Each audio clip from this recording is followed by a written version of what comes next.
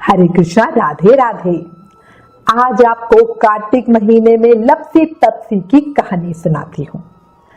ये कार्तिक महीने की बहुत पुरानी कहानी है, बहुत सत और पावन वाली कहानी है। कार्तिक स्नान करने वाले, कार्तिक व्रत करने वाले, कार्तिक का किसी भी नियम का पालन करने वाले हर व्यक्ति को ये कार्तिक की कहानी जरूर ही सुननी चाहिए। जो लोग पूरे कार्तिक महीने में एक बार भी लपसी तपसी की ये कहानी नहीं सुनते हैं, उनके स्नान, व्रत, पूजा पाठ जो भी नियम वो कर रहे हैं उसका फल तपसी को मिल जाता है। अभी क्यों होता है वो जानते हैं इस कहानी में। बहुत समय की पहले की बात है, किसी गांव में दो मित्र रहते थे। एक का नाम था लपसी और दूसरे का नाम था तपसी। तपसी मतलब जो भगवान की हमेशा सेवा में लगा रहता है, तप करता रहता है। जो तपसी था वो हमेशा भगवान की सेवा में लीन रहता, और जो लपसी था, लपसी बोलते ना जो ज्यादा खाने वाला, वो लपसी क्या था, रोज 1.25 सेर दही की लस्सी बनाता, भगवान को भोग लगाता और पी जाता।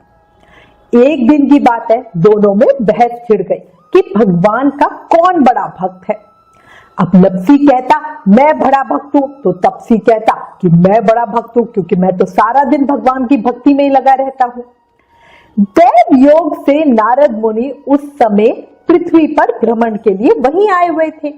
उन्होंने लपसी और तपसी को आपस में झगड़ते देखा तो उनके सामने प्रकट हो गए और उनसे लड़ने का कारण पूछा।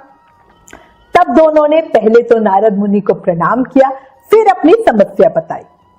तपसी बोला, हे नारद मुनि, मैं हमेशा भगवान की भक्ति में लीन रहता हूँ। दीन दुनिया किसी का ख्याल मुझे नहीं आता, इसलिए मैं ही तो भगवान का बड़ा भक्त हुआ।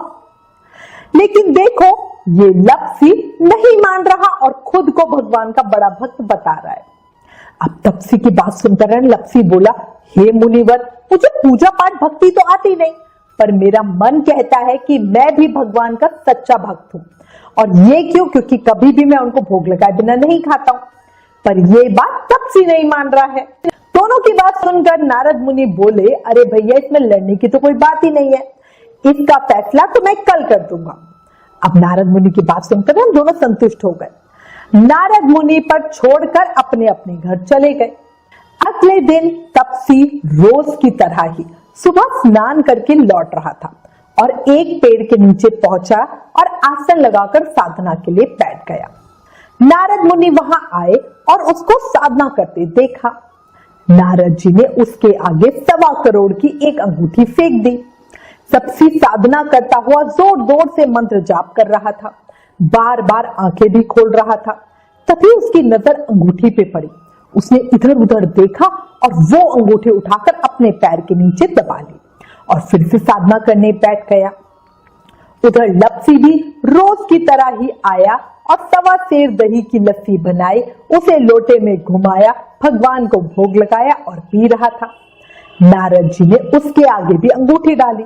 लपसी की नजर भी अंगूठी पे पड़ी, पर उसने अंगूठी उठाते हुए सोचा कि ये तो बड़ी महंगी अंगूठी लग रही है, इसमें पन्ना जड़ा हुआ है।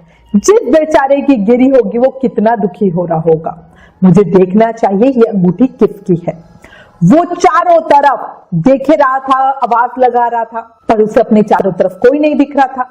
अब वो गया और गांव के सरपंच को वो अंगूठी दे आया और बोला, कृपया आप ढूंढ लो, जिसकी अंगूठी है उसे वापस दे देना।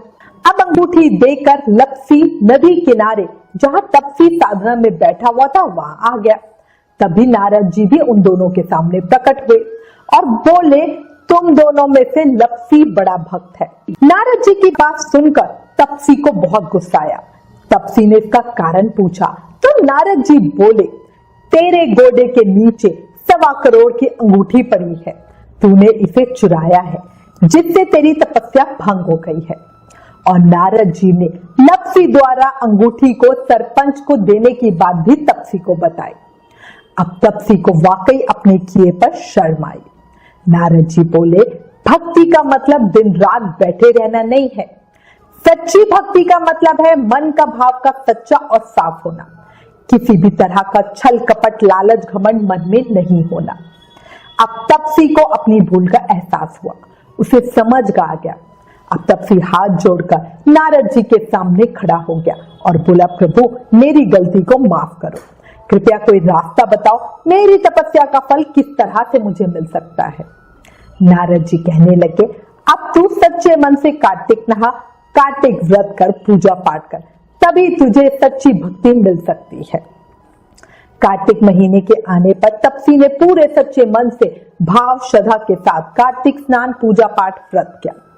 कार्तिक पूर्णिमा पर नारद जी उसके सामने प्रकट हुए और बोले, अब तू भगवान का सच्चा भक्त है। जैसे हीरे को तराशने पर ही उसकी चमक आती है, वैसे ही अब तेरी भक्ति में भी चमक आ गई है। मैं तुझे वरदान देता हूं कि जब भी कोई कार्तिक नहाएगा तो वो तेरी कहानी जरूर कहेगा। नारद जी फिर कहने लगे कि कार्तिक माह की कहानी सुनने के बाद जो तेरी कहानी नहीं सुनेगा या कहेगा, उसे कार्तिक स्नान का फल नहीं मिलेगा। जो दान देके दक्षिणा नहीं देगा, उसका फल तुझे मिल जाएगा। इसके बाद नारद जी अंतर्ध्यान हो गए। हे कार्तिक के देव, जैसे तपसी का मार्गदर्शन किया, उसे सच्ची भक्ति दी, वैसे ही इस कहानी को कहते सुनते हुकारा भरते सबको देना। बोलो कार्तिक के देव की जय, लक्ष्मी नारायण भगवान की जय, नारद मुनि की जय। अगर कार्तिक महीने की ये कहानी पसंद आई हो तो प्लीज इस वीडियो को ज्यादा से ज्यादा शेयर करें। Please like, share and subscribe. Thank you. Hare Krishna.